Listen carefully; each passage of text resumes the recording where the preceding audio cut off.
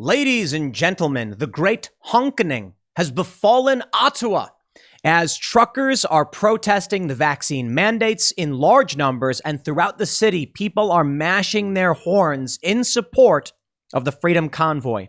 For those that aren't familiar with the Freedom Convoy, it is a world record-breaking trucker convoy, estimated to be larger than 50,000 truckers stretching over 50 miles.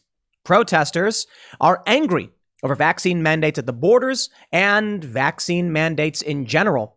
So this is massive. Truckers are leading the way. And as they reached Ottawa, Justin Trudeau had fled the capital. Now he's reportedly testing positive for COVID.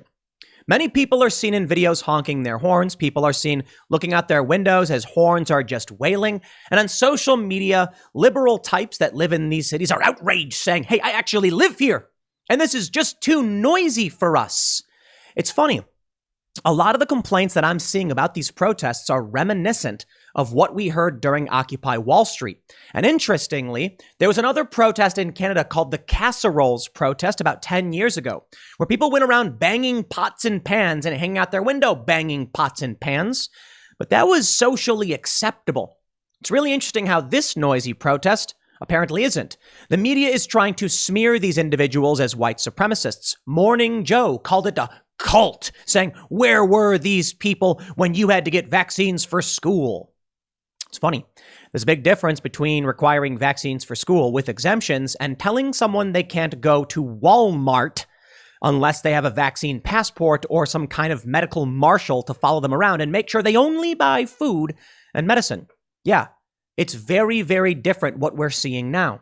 And in some of these online forums, you can see these people saying things like, these guests invading our city, as if they're not Canadian citizens, as if people in these cities don't actually support the protesters. One thing I find truly fascinating is that in the subreddit for Ottawa, where much of this honkening is occurring, they're treating all of these people posting about it as others who should not be allowed to speak up in these forums. They're viewed as, grifters or, bad faith actors. It's fascinating to me, to be completely honest, what is acceptable and what isn't. But the criticism, again, from the mainstream media calling them a cult and smearing them, it's very reminiscent to what we've already seen in the past, from Occupy Wall Street to casseroles, etc. Noisy protests happen all the time. What we're seeing now is the establishment recoil against a truly populist uprising. Kurt Schlichter had a really funny tweet. He said, something to the effect of the left is, it's ironic the left is angry that workers of the world are uniting. Because these protests aren't just happening there in Canada, in Ottawa. The Freedom Convoy isn't only in one place. Protests are starting to pop up all over the place. Now, some people have pointed out that when Black Lives Matter marched through Ottawa, Justin Trudeau came down and took a knee. It's interesting, right? Now, with the trucker protest coming, he flees. Yeah, they're trying to smear this group of people as racists, far-right, white supremacists, and they're trying their hardest, but it doesn't matter. The establishment narrative doesn't matter. The people are just fed up. They're mad as hell, and they're not going to take it anymore. You can call them every name in the book. They just don't care. Speaking from experience, I don't care. They smear and they lie and they spread lies, and I'll resist. And I'll file suit when possible, when this defamation is actionable. But what am I supposed to do with all of with a dwindling mainstream narrative? How am I supposed to care about their lack of influence? Now, as I said, in the instance where the influence of these smearers and smear merchants extends to actually causing damage, we should go after them. But for these regular people who are living their lives, call them every name in the book. It's not improving their life. They just can't sit here anymore. Smearing them won't change anything. People are scared of being called racist only up until a certain point. When they're not getting the food they need, when they can't go to the store, when they can't go out and enjoy their lives, when they can't cross a border, when they can't work. So this is where things are getting intense. And the big story here is that Trudeau is fleeing. But before we get started, head over to timcast.com, become a member to help support our fierce and independent journalism. We have no big corporate investors. We have only you, the members. There's no secret cabal giving us funding. Nope, built from the ground up. And boy, does that piss the establishment off. Oh, they try to smear me. They try to claim that somebody must be backing Tim Pool. How can he afford all of this? It's you guys. It's the members who go to timcast.com, flying in the face of the way the establishment is supposed to work. The billionaires are supposed to come and fund all of this. It's not supposed to be built from the ground up. Oh, no. That's fierce and independent journalism right there. With your support, we will grow, we will expand, we will do more. And as a member, you get an advertisement-free experience and access to our exclusive members-only segments on the Timcast IRL podcast. And don't forget to like this video right now, subscribe to this channel, share the show with your friends. My friends, first, I want to show you a video of the honkening. This is a video posted just this morning. Honking at the Trucker Freedom Convoy. I hope you are all ready to listen to some honking. Here we go. So there's some music playing. That's why I'm not going to play it for too long. But you can just hear there's honking, there's people cheering, and, you know, YouTube is a ferocious creature. We'll just call it that. So as you can see, people are cheering, and there is a lot of honking. And this is the big story. Trudeau flees the capital as thousands protest vaccine mandates amidst trucker convoy. The prime minister was moved to a secure location as protesters arrived at Capitol Hill in opposition to vaccine mandates. Hundreds of truckers drove their rigs into the Canadian capital city as part of a Freedom Convoy to protest against vaccine mandates required for them to cross the U.S. border. The Prime Minister called the trucker convoy a small fringe minority just days before as the group of vehicles extended up to 45 miles long on its journey to the capital. Government officials have not commented on the Prime Minister's location for security reasons, according to CBS News. The Canadian Parliament Sergeant-at-Arms has warned that demonstrators might make their way to government officials' homes. Oh, they're going to try the insurrection narrative, huh? According to the Ottawa Citizen, Trudeau's office said he was continuing to isolate in the national capital and work remotely. Now, this was because he tested positive for COVID. Ottawa police said in a tweet that there have been no incidents at the rally. Joining the truckers were thousands of protesters flying the Canadian flag, waving banners demanding freedom, and chanting slogans against Prime Minister Justin Trudeau. The protesters expressed anger over COVID-19 restrictions, as well as border discontent with the Canadian government. There's even been smears against the group that they attacked a homeless shelter. Lies and slander, I say. I'm all too familiar with the technique because I remember Occupy Wall Street. For all its faults, boy, did the media try to smear and lie, and Fox News played a role in that as well. The protesters could have responded much more appropriately, but, you know, protesters are random individuals. But I'll get into all that. I want to talk about the comparisons between this and other protests. Mocha Bezergan says coffees, pocket warmers, Tim Hortons gift cards, and homemade goods brought from all across Canada are among the things being distributed to the truckers. The truckers say they are here to stay and not leaving until segregation is abolished. The scene near Ottawa's capital was raucous as hundreds of big trucks sounded their air horns nonstop as they approached the Capitol building. As the convoy drew closer to Parliament, protesters calmly marched while people chanted and banged pots and pans in protest under Trudeau's office windows. Felipe Gastongue had driven 7 hours from northern Quebec to make his sentiments known. The vaccination requirements are taking us toward a new society we never voted for, he told the Ottawa Citizen. Trudeau said Friday the truckers' view posed a risk not only to themselves, but to other Canadians as well. He described the convoy's views as anti-science, anti-government, and anti-society. Oh, heavens! Take a look at this. Daily Mail reports. Canadian Freedom Convoy vows to stay in Ottawa as tens of thousands of protesters pledge to create chaos until the government reverses vaccine mandates. Vital U.S. border route is blocked after Trudeau flees city and Elon Musk backs the truckers. Here we go, baby.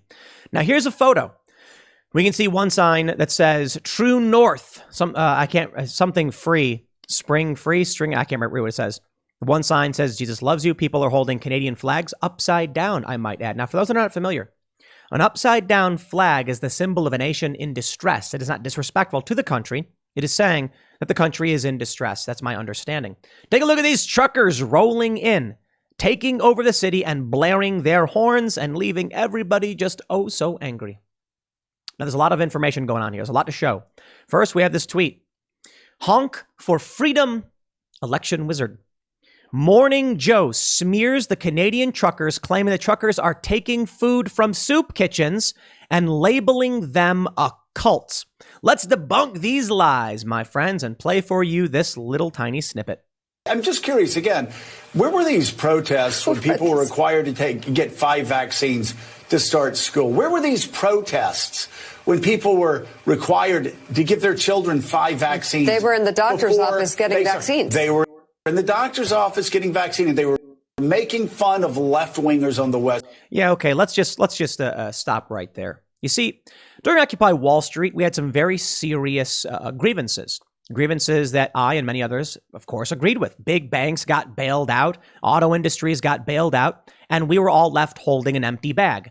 Big corporate billionaires paying out bonuses with our money as our economy was gutted. Yeah, the mortgage-backed securities and all that stuff. We were mad about it. Now, unfortunately, leftists took it over. And let this be a very important lesson for those who are fighting against the vaccine mandates, not to let fringe right-wing groups take this over either. It's entirely possible it does happen, but for the most part, I don't think so. It's just people honking their horns. Certainly, there are fringe right-wing elements, as they've called it. I don't know if right-wing is the right word, because I don't know what that means for the most part, what the media is trying to convey when they say it.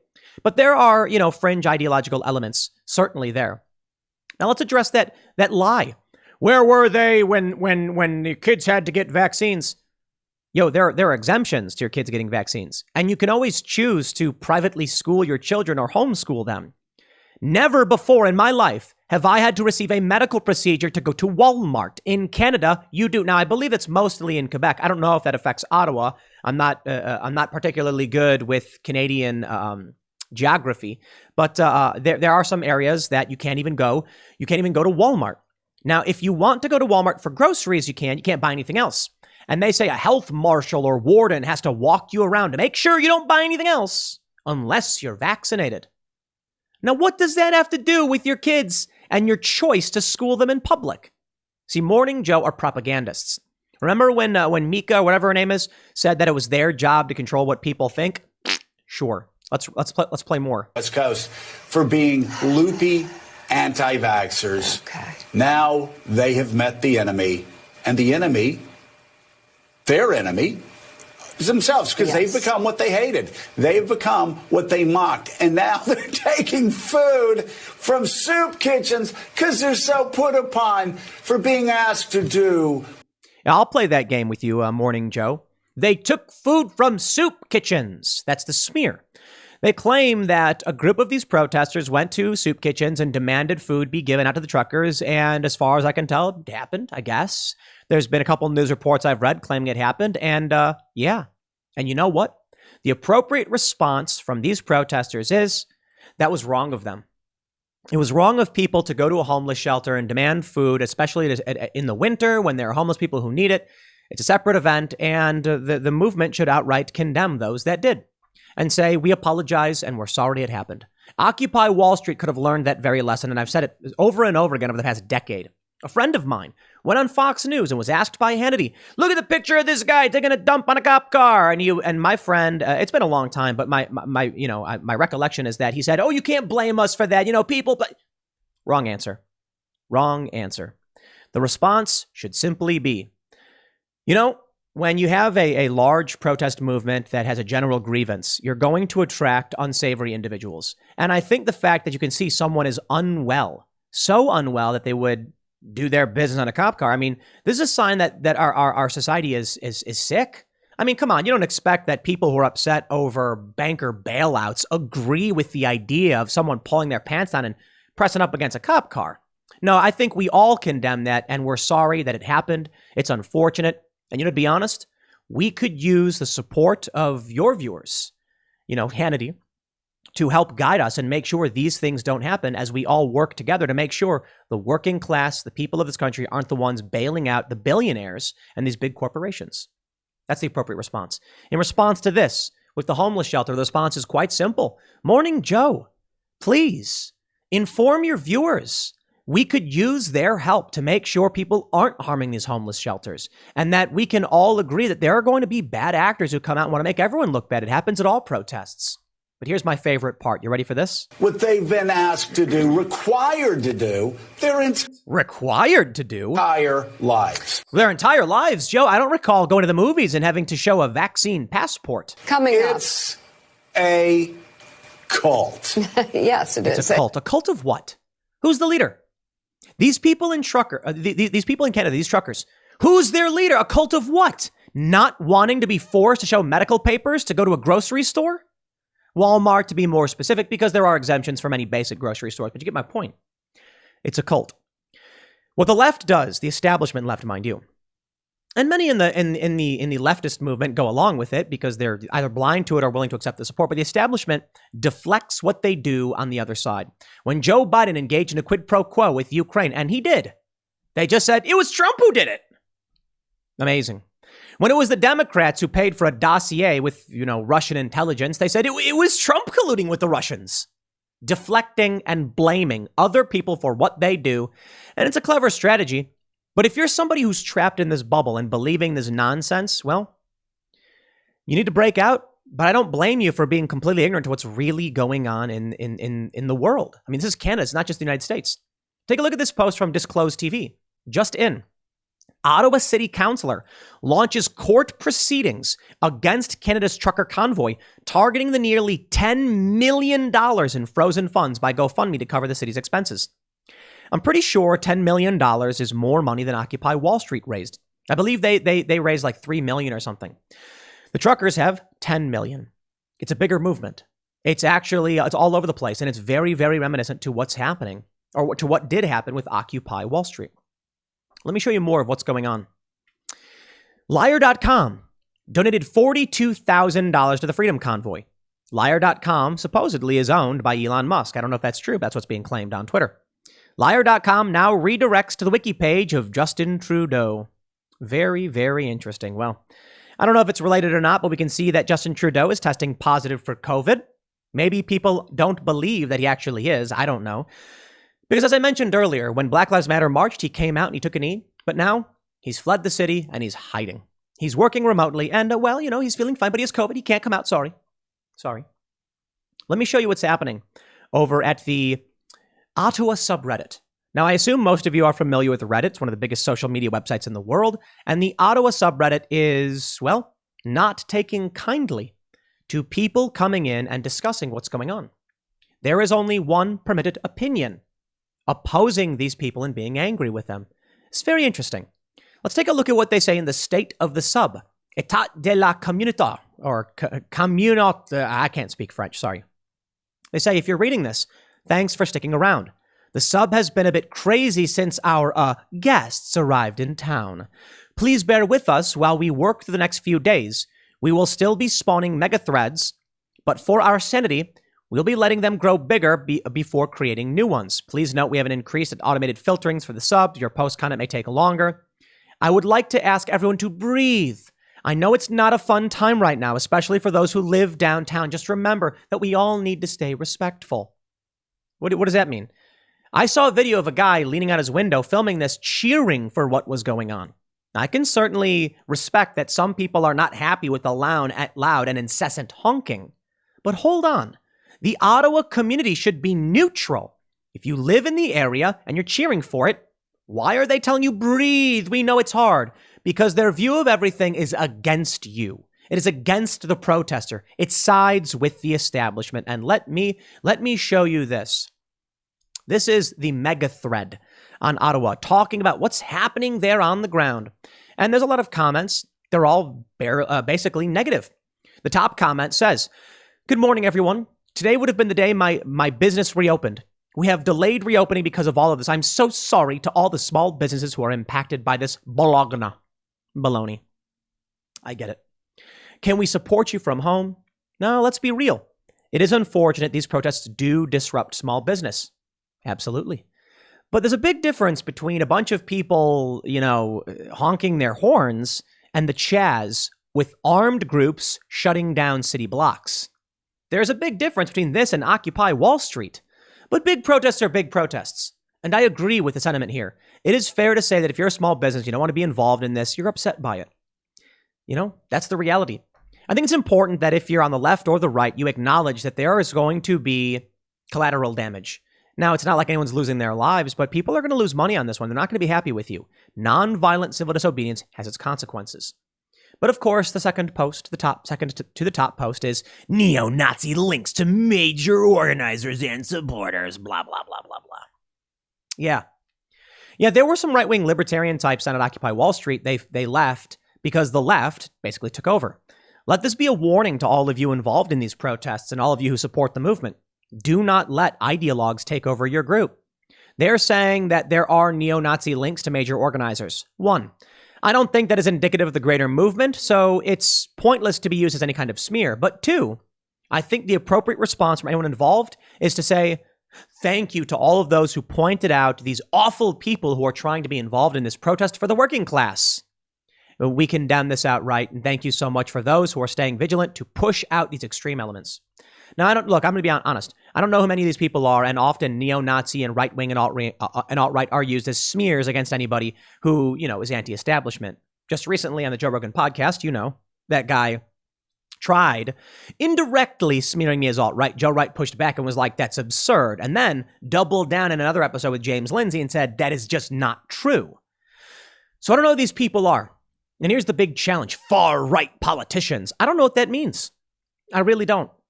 The media has pushed these smears so far that maybe some of these people are ideologue extremists, but I just don't know what you mean when you say these things anymore. And that's the big challenge. So while I will say outright, okay, by all means, look into who these individuals are and make sure they're not prominent voices taking over the message.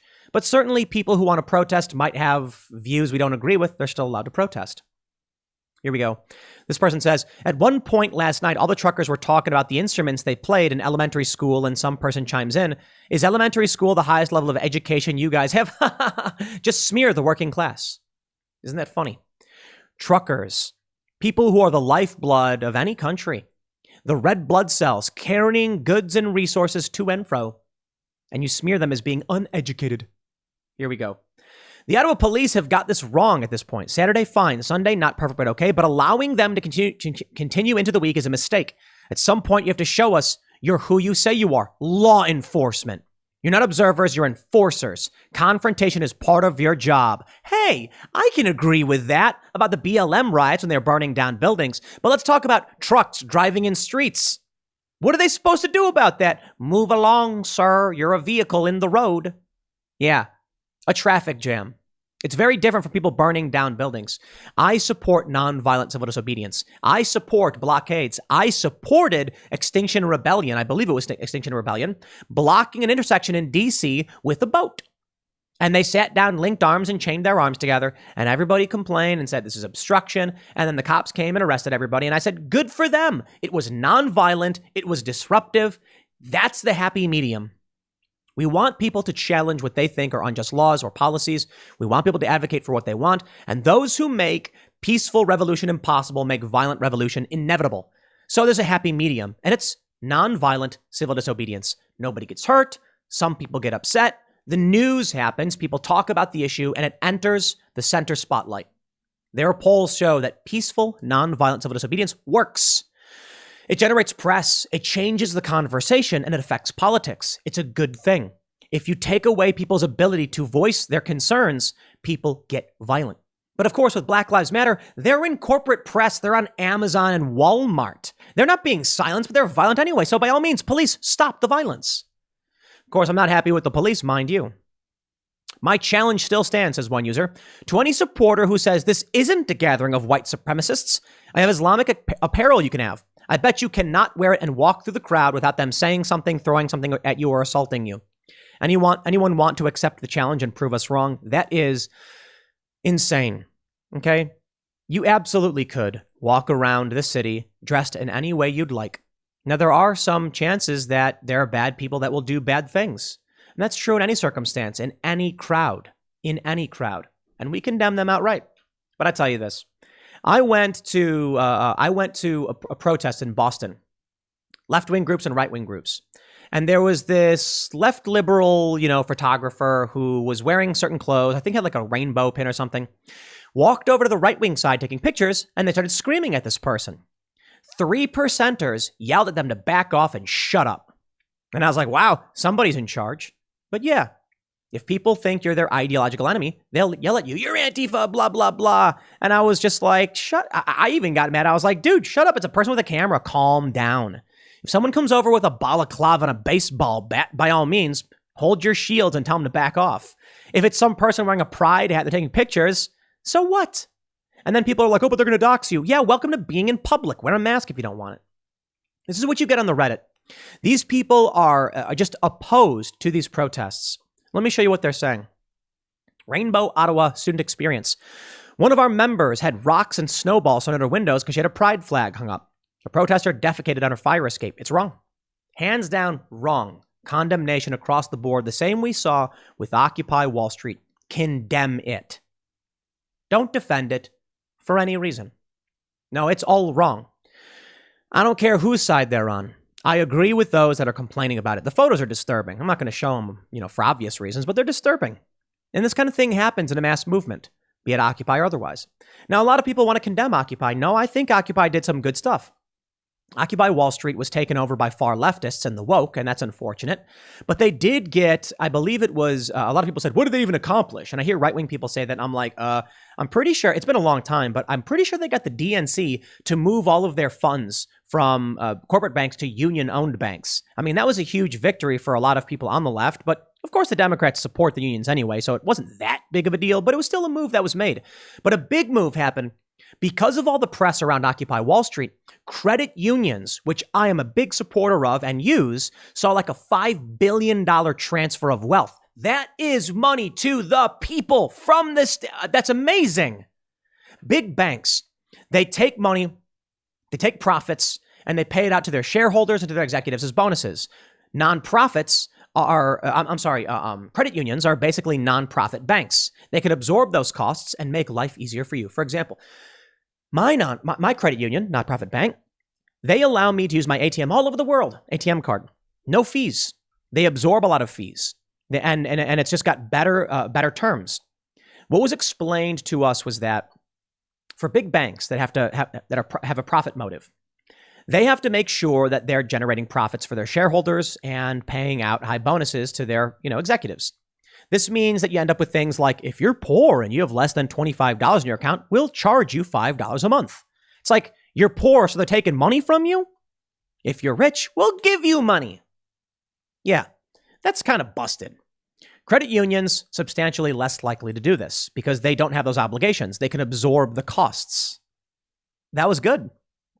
Occupy Wall Street, changing the narrative, helped make that happen.